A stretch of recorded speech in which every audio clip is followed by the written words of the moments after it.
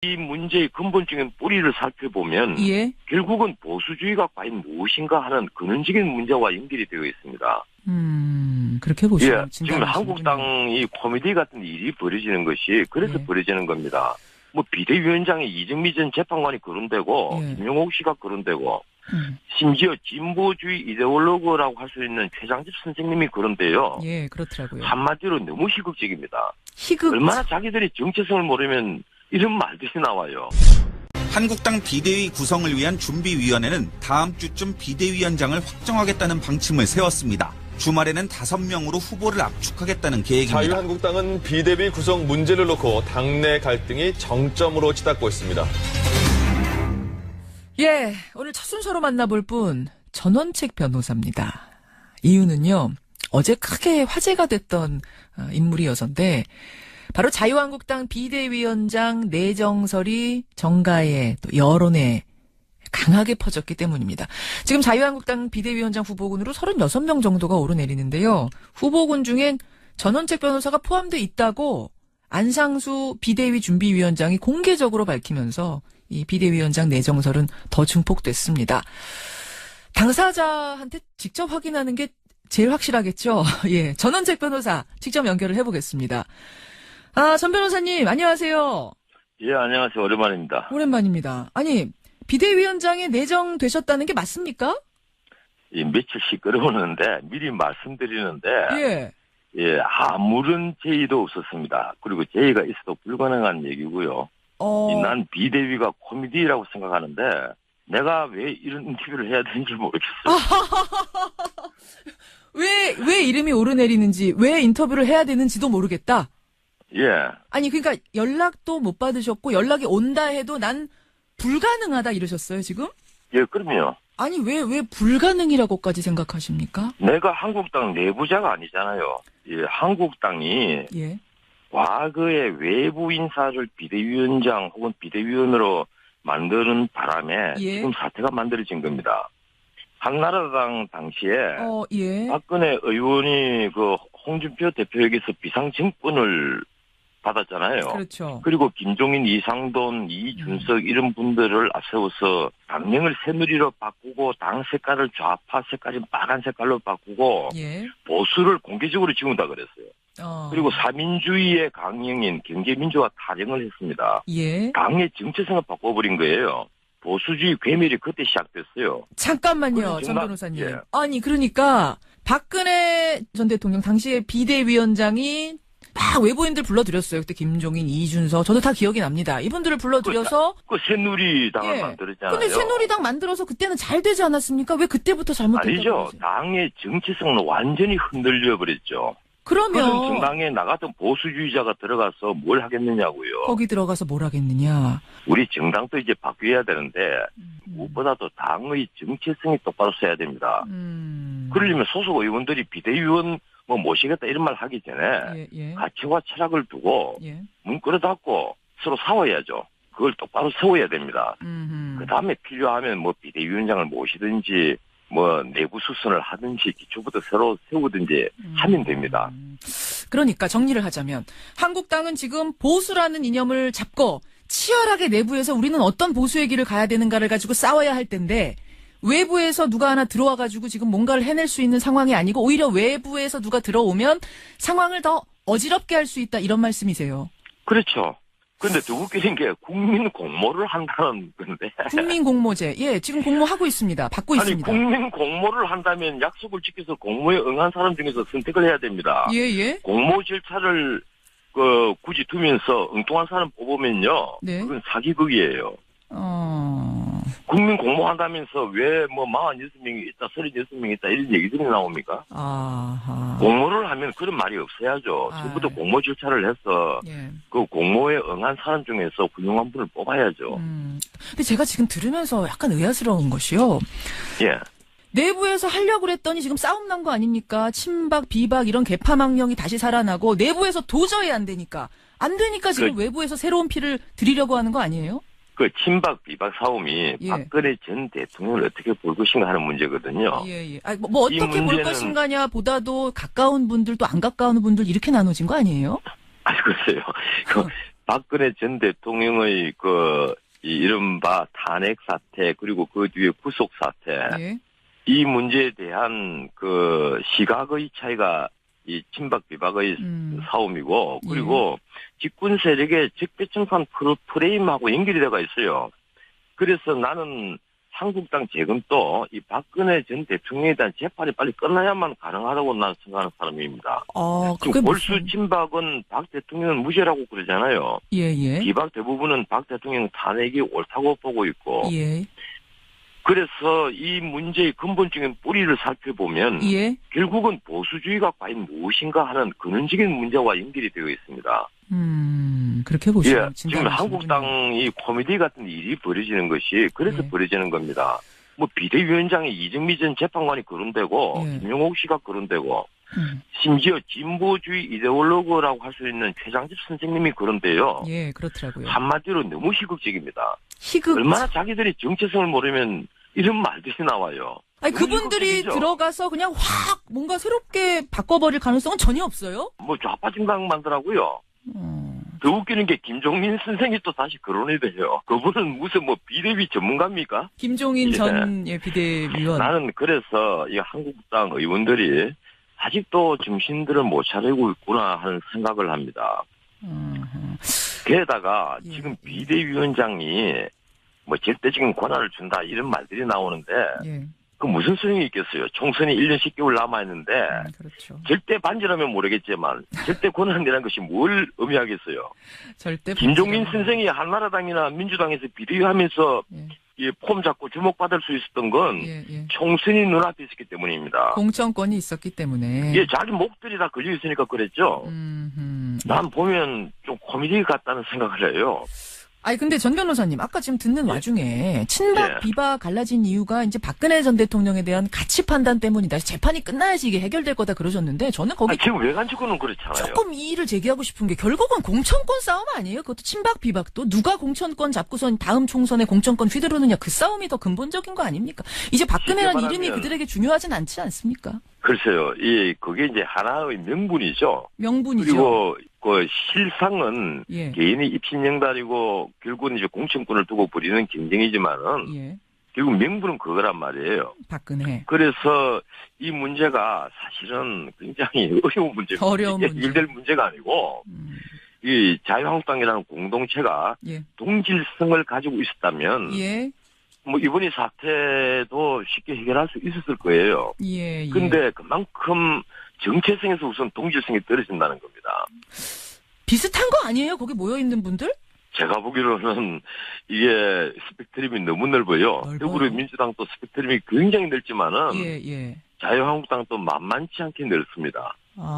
근데 넓으면 또 다양한 목소리가 나와서 그게 순기능에 있는 것도 아닙니까? 정당이라는 것이요. 정권을 획득하기 위해서 같은 정책과 이념을 가진 사람이 뭉친 결사체입니다. 그런데 개인의 입신영달을 위해서 이 당으로 갔다 저 당으로 갔다 마음대로 갈 수 있다는 자체가 사실은 반민주주의자들입니다. 알겠습니다. 우리나라에 솔직히 말씀드려서 조직 폭력배보다도 역사가 다 짧아요. 정당들이 10년이 넘는 정당이 없잖아요. 심심하면 당명 바꾸고 그러면서 자기들 하는 말은 우리는 뭐 민주세력을 개성했다. 우리는 오래전부터 보수 정당을 개성한 정당이다. 뭐 개성은 무슨 개성? 그 자체부터 자신들이 뭔지를 모르는 거예요. 그러면 지금 한국당에 내놓을 묘책은 뭔가요? 그럼 외부는 안 돼. 외부에서 그러니까 안 보이신다는 얘기고. 스스로 그 토론을 벌여야죠. 본인이 스스로 먼저 깨우쳐야 돼요. 본인이 과연 보수주의자인가, 범자유주의자인가 하는 것을 깨달아야만 합니다. 내부에서 그렇게 치열하게 몸부림을 치지 못하거나 쳤는데 실패하면 그때는 어떻게 되는 겁니까? 실패하면요? 대답은 뻔하죠. 한국당이 완전히 괴멸해서 폐허가 되겠죠. 그러면 새로운 보수주의 운동이 벌어질 겁니다. 그나마 필연적일 거예요. 그리고 새 보수 정당이 등장하겠죠. 마치 프랑스의 마크롱처럼 말이죠. 그런데 이 문재인 정부로서도 그게 정말 겁날 겁니다. 또 다른 시민혁명이 될지도 모르니까 말이죠. 그리고 아마 제 생각은요. 우리 민주주의가 한 단계 더 성숙하려면 그게 옳은 방향일 수도 있다는 생각을 합니다. 차라리 한국당이 아예 괴멸되고 다시 보수가 시작되는 게 새 판에서. 근데 그게 한국당의 정계 개표로 끝날 것 같아요. 이 상태에서 근데 뭐 올해를 넘긴다면 어떻게 되겠어요? 뭐 전당대회를 해서 새 지도부가 정말 훌륭하신 분이 이 야당을 리드를 할 수 있는지 모르겠는데 제 생각은 나는 적어도 한국 보수주의는 폐허가 되리라고 생각을 합니다. 그리고 이 당이 살아남으면? 그러니까 이대로 흐지부지, 그러니까 처절하게 고민하지 않고 이대로 흐지부지 전당대회 치르고 뭐 흐지부지 가면 그 다음에는 뭐 총선 참패 어떻게 되는 겁니까? 아니죠. 대중의 임계점은 반드시 옵니다. 이 물이 끓는 비등점이 있게 마련이죠. 예, 반드시 옵니다. 지금 더불어민주당도 긴장해야 돼요. 이 지방선거의 승리에 자만하고 지금처럼 경제 상황을 방치를 한다면 나는 더불어민주당은 엄청난 후회를 할 거라고 생각합니다. 예. 그 더불어민주당도 그렇고 한국당도 이대로 가면 총선 참패 이렇게 나오는데 진짜로 참패할 거라고 보시는 거예요? 지금 이대로 가면 참패할 수 있죠. 하지만 이 대안 세력이 등장하겠죠.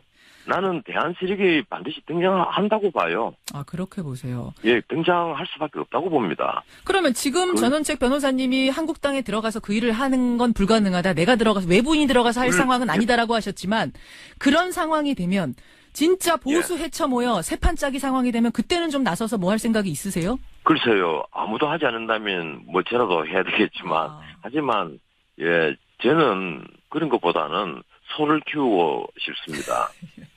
소나 키우지 뭐하러 소 장사까지 하려고 합니까? 아니 근데 이렇게 열변을 토하시면서 보수에 대해 얘기하시는 분이 보수를 하도 답답하니까 열변을 토하는 거지.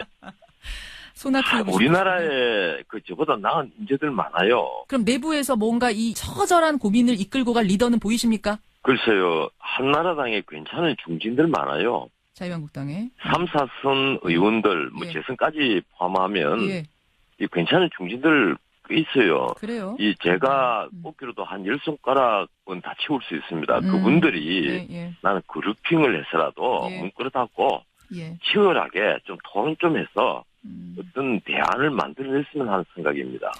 뭐 바른미래당에 있는 분까지 포함하면 정말 많은 분들 만나거든요.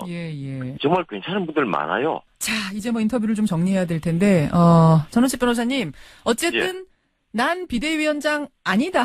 난 시켜줘도 안 한다. 이것만은 분명하시네요.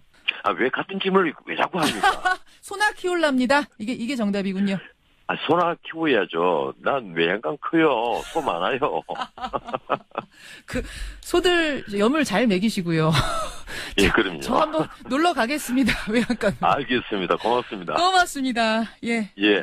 보수의 아이콘으로 불리는 분이죠. 지금 한국당의 비대위원장 내정설이 어제 돌면서 하루 종일 화제였습니다. 직접 의사 들어봤습니다. 전원책 변호사였습니다. 안상수 비대위 준비위원장이 공개적으로 밝히면서 이 비대위원장 내정설은 더 증폭됐습니다. 당사자한테 직접 확인하는 게 제일 확실하겠죠. 전원책 변호사 직접 연결을 해보겠습니다. 전 변호사님 안녕하세요. 예, 안녕하세요. 오랜만입니다. 오랜만입니다. 아니 비대위원장에 내정되셨다는 게 맞습니까? 며칠씩 끌어오는데 미리 말씀드리는데 아무런 제의도 없었습니다. 그리고 제의가 있어도 불가능한 얘기고요. 난 비대위가 코미디라고 생각하는데 내가 왜 이런 인터뷰를 해야 되는지 모르겠어요. 왜 이름이 오르내리는지, 왜 인터뷰를 해야 되는지도 모르겠다. 아니 그러니까 연락도 못 받으셨고 연락이 온다 해도 난 불가능하다 이러셨어요 지금? 예, 그럼요. 아니 왜 불가능이라고까지 생각하십니까? 내가 한국당 내부자가 아니잖아요. 한국당이 과거에 외부 인사를 비대위원장 혹은 비대위원으로 만드는 바람에 지금 사태가 만들어진 겁니다. 한나라당 당시에 박근혜 의원이 대통령을 어떻게 볼 것인가 하는 문제거든요.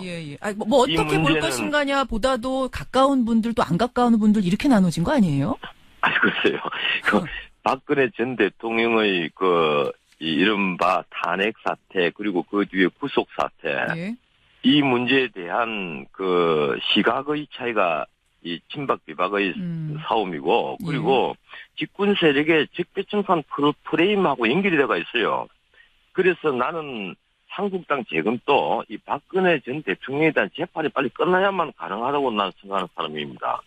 지금 골수 친박은 박 대통령은 무죄라고 그러잖아요. 예. 비박 대부분은 박 대통령 탄핵이 옳다고 보고 있고. 예. 그래서 이 문제의 근본적인 뿌리를 살펴보면 예. 결국은 보수주의가 과연 무엇인가 하는 근원적인 문제와 연결이 되어 있습니다. 그렇게 보시면 예, 지금 한국당이 코미디 같은 일이 벌어지는 것이 그래서 벌어지는 겁니다.